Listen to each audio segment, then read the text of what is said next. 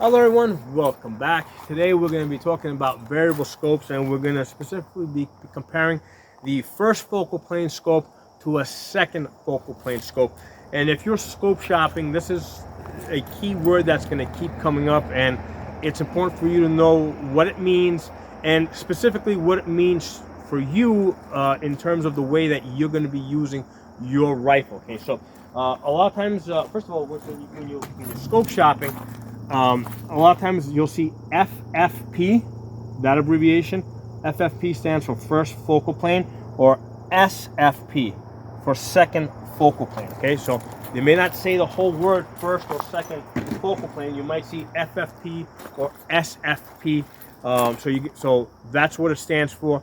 Now, most people that are coming new into this are going to end up with the second focal plane because it's just the cheaper option. Okay, so that's going to naturally attract them. But just because it's the cheaper option doesn't mean it's not the better option for them. In fact, it's the better option for me. I mean, I can easily buy any number of first focal plane scopes. I'm not limited financially, but the second focal plane is just better for the way that I use the scope. Okay, the first focal plane is ideal for situations where people are doing a lot of observation and communication with each other, and we're going to talk about why in a minute. So let's take a look at these reticles. So in first focal plane, okay, if you're in 8 times magnification, right? Let's say your reticle looks like a chevron, okay.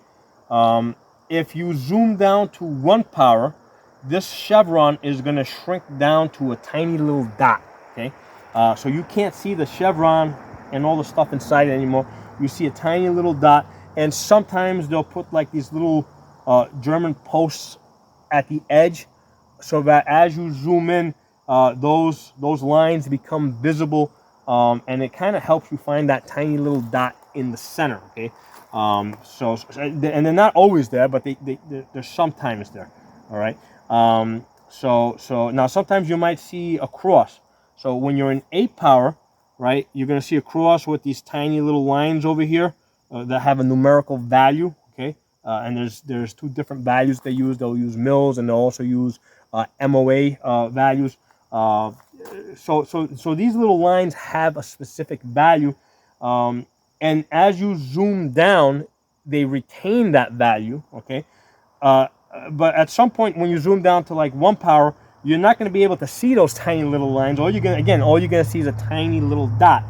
And if you're trying to use a scope like this to do like close quarter shooting, where you're doing like fast target acquisition, it's very hard to find that tiny little dot and get it on a man, especially if he's moving. Okay, so that's the issue with the first focal plane. If you intend to be doing a lot of like close quarter shooting or shooting against moving targets, especially inside of 100 yards, the first focal plane can be really difficult to work with. It can become very difficult to find that dot when you zoom down. Okay, so if you look over here, if you're an 8x, right, and that's what and here's your reticle. When you're an 8x, this is, let's say at 100 yards, this is what your man is going to look like in your reticle. So he's going to basically stand inside of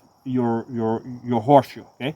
The same thing if you've got a cross, right? At 100 yards, you're zoomed in at 8x, okay? Your man is going to be, let's say, the full height of that cross, okay? However, when you zoom down to 1 power, right, and now you're like at 7 yards, okay, that tiny little dot, right, is basically going to be just a tiny little dot that you got to find and get. Basically, the man relative to the dot is going to be that big, right? So you got a big man here with a tiny little dot. Same here, you get maybe you got these little hash marks here that'll help you, find it and get it on the target. But this reticle has shrunk down to a tiny little dot that you got to find and get on your target. Okay. Now in second focal plane, right? The reticle stays the same.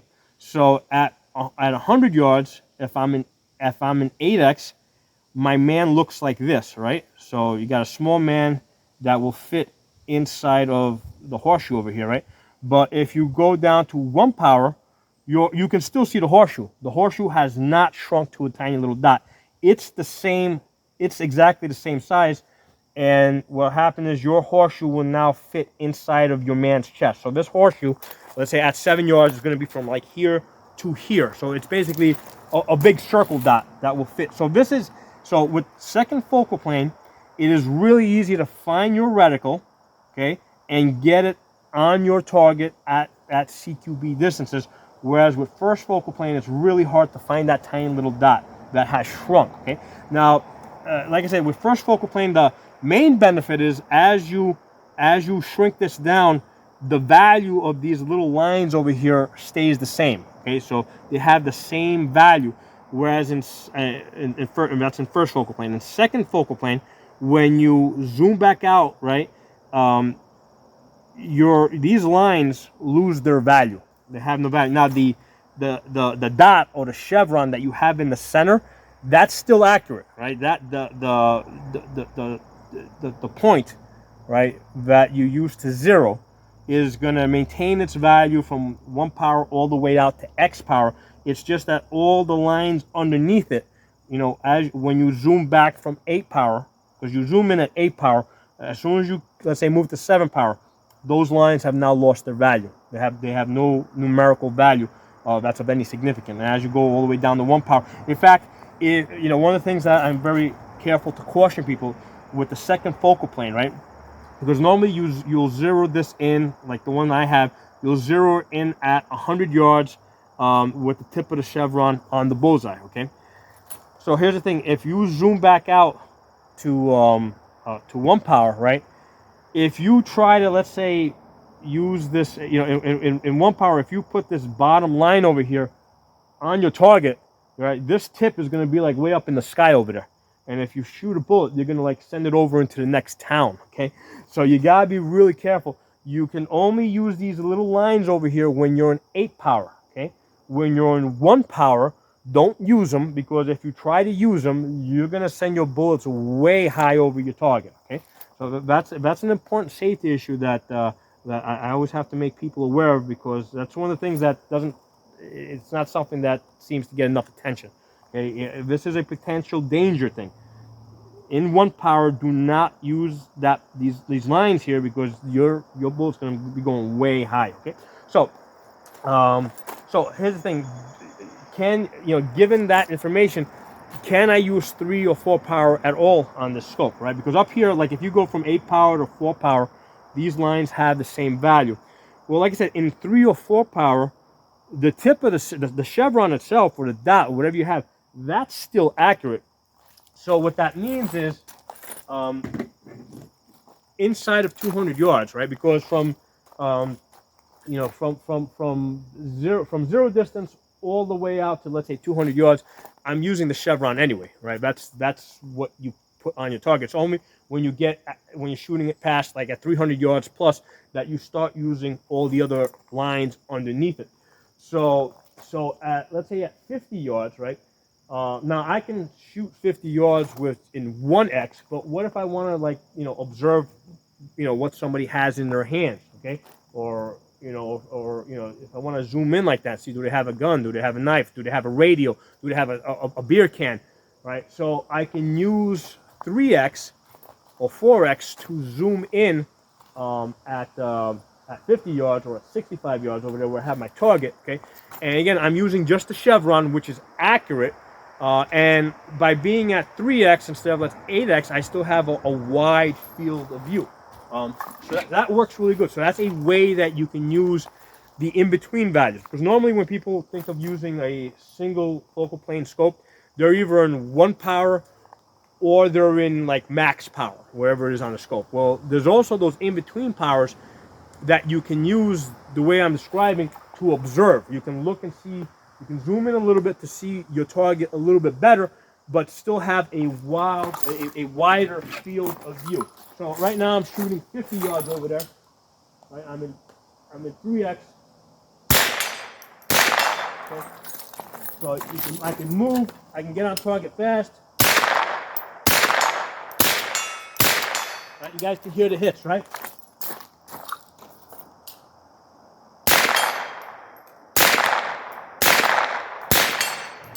So if I was doing that in 8x, I'd be losing my target, right? Because I'm going to be too zoomed in, where I can't find it fast enough. In 1x, I can obviously see it, but I don't have the benefit of zooming in at all to see what they're doing, what they're holding. So if I get into 3x or 4x, I have that wide field of view, and I can see the target a little better. I can actually move and shoot. I can't do that in 8x because I'm gonna lose my target. So that's a way that you can use a second focal plane scope, and it's a benefit. It actually works a little bit better because if I was in 3x with the first focal plane, this reticle has really shrunk down. Okay. And if I get into the 1x, it becomes a tiny little dot. So the question now becomes is, why does anybody want to use first focal plane? Well, the key to first focal plane is the numerical value of these little lines. Okay? And usually the people that use first focal plane, they prefer this type of a reticle because it is a way to communicate, especially if you're working with a team and you've got, let's say, like a spotter and a shooter working together. They're both looking through their own scopes, and the spotter can say, hey, go to that rock that's sticking up out of the ground over there, and then go like 4 mils to the right, or whatever. So, and then they both know that they're both looking at the same thing because they have the benefit of all these little lines. Okay, and also as they're working with different calibers. It just, because here's the thing, the bullet drop, this type of a reticle over here with the bullet drop compensation, it's usually for a specific caliber, okay, or calibers that are going of the same velocity. If you're going to a much faster or much slower velocity, basically you got to kind of recalculate what this means. So for them, it just makes sense to just go to a mil reticle and just start like fresh and like just create data from the beginning rather than starting with the data that this thing was created with and intended for, right? Because this is intended for a certain type of caliber, usually a 5.56, and then trying to modify that, let's say, to a 6.5 Creedmoor or something, so that's why or 6.8, whatever it is. I don't shoot Creedmoor, so I don't know. So that's why for sniper type of guys, first focal plane is the better option usually, because they're shooting different calibers that aren't as common sometimes, and they're shooting at further distances, or even if they're not shooting further distances, because they might be observing something that's like whatever 2,000 yards away, 3,000 yards away, without the intention of actually shooting it, but maybe they're conveying that information to somebody else. So that's why the first focal plane makes a lot more sense for the sniper kind of guy, whereas I think the second focal plane makes more sense for the like designated marksman kind of guy, okay, which is kind of like where I see myself fitting in, because I generally when I'm shooting, I'm not communicating with other people, okay, I'm shooting on my own, picking my own targets and hitting them, okay.